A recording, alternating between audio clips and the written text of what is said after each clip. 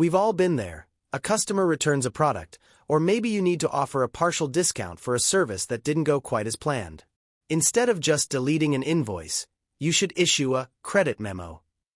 This is a formal document that reduces the amount a customer owes you, keeping your sales records and inventory perfectly accurate. Let's look at how to create one. To get started, head up to your Master Plus Create button in the top left corner. Look under the Customers column and select Credit Memo. This is the standard form used to lower a customer's balance. First, select the customer you're giving credit to. Next, move down to the Product/Service section.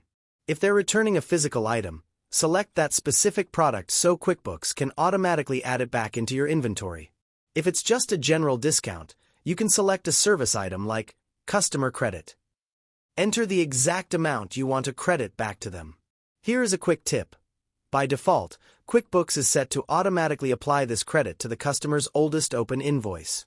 If you want to choose which invoice the credit goes toward yourself, you'll need to go into your settings, look up at the top right and click your gear icon, then select Account and Settings. On the left-hand menu, click the Advanced tab.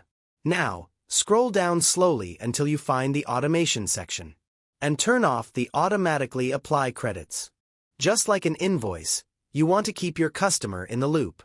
Click Save and send to email them a copy of the credit memo. This shows them exactly how much their balance has been reduced and builds trust that you're handling their return or discount professionally. If this quick guide helped you handle your customer returns, drop a like, subscribe, and consider hitting that join button to support the channel. Thanks for watching, and I'll catch you in the next one.